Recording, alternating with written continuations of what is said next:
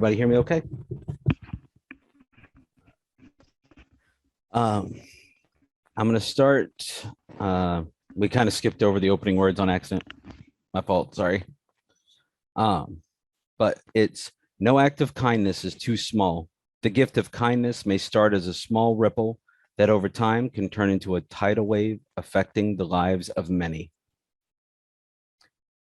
First, we should understand that kindness is defined as the quality of being friendly, generous, considerate, just that simple. End of sermon. Everyone go home. Have a great afternoon. Just kidding. Uh, this simple definition far from scratches the surface of its true meaning. It's often mistaken for many other things, things like weakness, fear, or even naivety. These misconceptions couldn't be further from the truth. There have been many times throughout everyone's life that it would be practically effortless to be flippant or make harsh comments, particularly to those that treat you poorly or those you just adamantly disagree with. But I can't control how people act or how people think. I can only control how I act and how I react. This reminds me of a phrase my friend Trek taught me. Just because we disagree doesn't mean we have to be disagreeable. We may be tempted to believe that the days of kindness and decency to one another are long gone, but I believe these traits should be more prevalent in these times. It's easy to get bogged down in our own struggles, but I urge everyone to start putting kindness out into the world. Let them be like stones tossed into a lake, causing ripples that seem to go on without end. These ripples begin somewhere. Why not with us? Why wait for opportunities when we could find them ourselves in our everyday life? I found myself in a CVS some years ago. I was getting off of work. I was still in scrubs. And I found myself near the cold medicine. And I saw a young lady who looked extremely exhausted and looking like she was struggling between picking two different kinds of medicine. So I walked up to her. I asked her if she needed any help. And it turns out that her child was sick. I think it was her son was sick. And she had been up for 2 days and he was having all sorts of symptoms. And so I went through it with her, make sure what he was taking and make sure any kind of symptoms that he was having, when to talk to a pediatrician if they got worse, and the best medicine to do treatment at home. And she was so happy. She thanked me profusely, and then she wanted to know where my manager was. It was about 9 o'clock in the morning, so I was like, probably at the hospital, I believe. I think that's when his normal day starts. She looked at me confused. I was confused. And I told her, I'm a nurse. You looked like you needed help. I wanted to help you. And as simple as that, I walked away. She got what she needed, and that's all I wanted. My grandfather always told me that you can easily judge the character of a person by how they treat someone who can do nothing for them. The act of kindness don't have to be complex, timely, expensive to be life-changing for others. All that's required is a human interaction centered around kindness. To borrow a quote from Doctor Who, I do what I do because it's right, because it's decent, and above all, it's kind. Another quote I find myself reflecting on is often credited to Maya Angelou. People won't remember what you said or did. They will remember how you made them feel. I believe in using this as your metric and your guiding compass for interactions with others. It may not always work, but I can't control how people think or what they do, but I can control how I act and how I react. You choose the impression you leave on the world and the people around you. I don't know the kind of impression or legacy I'm set to leave on the world, but hopefully it is one of kindness and compassion for others. I have done and seen a lot of things in my life, and a few things I've learned through my trials and tribulations is kindness is far from weakness. That is one of the things that has stuck with me throughout my life. I spent a lot of my younger years trying to feel some power over my own life. I watched people like my father gain it through bullying and aggression, but he was never at peace. I found myself getting pulled into that cycle as well. In my younger days, being told every day that if I demonstrated weakness or didn't push myself to the absolute limits, then that would get my entire unit killed. Because every minute of every day, some enemy is training to kill you. That's a motto the Marine Corps used on a daily basis to help motivate young Marines to train and push themselves to the absolute breaking point. That's how I endured the long hours of training and torment and pain they could dish out.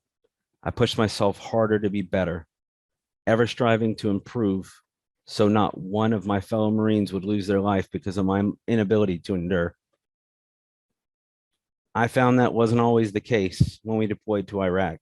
The best training doesn't guarantee your survival, just merely improves your odds.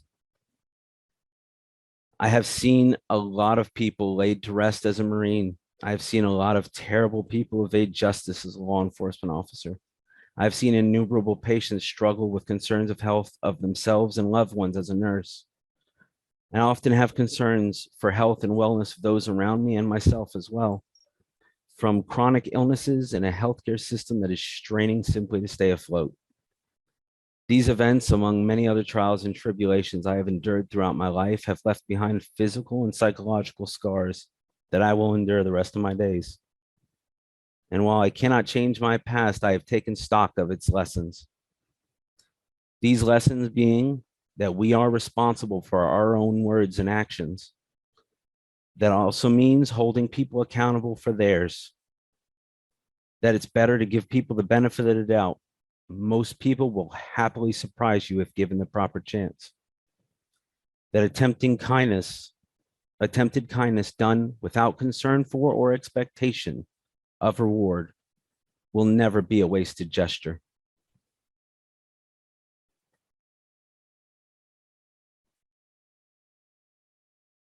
All right.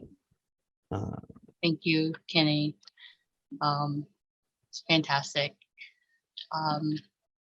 This is a reminder that our church is self-supported.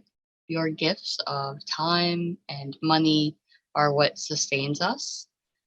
There is a donation page on our website at uubillerica.org. Please donate what you can,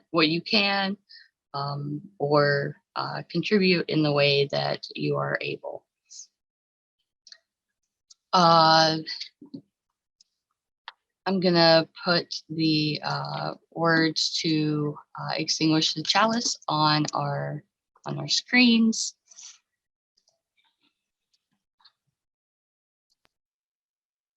And you can unmute yourself and say them along with me if you'd like.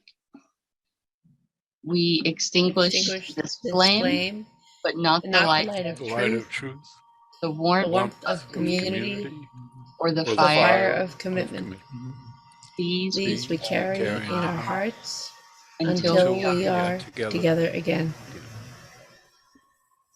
And for our closing hymn,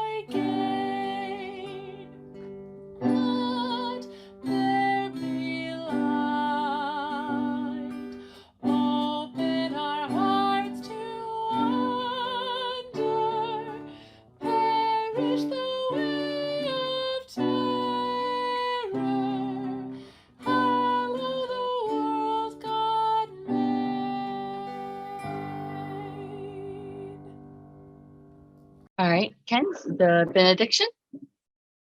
I send you out in the world, encouraging you all to be safe, be compassionate, and most importantly, be kind.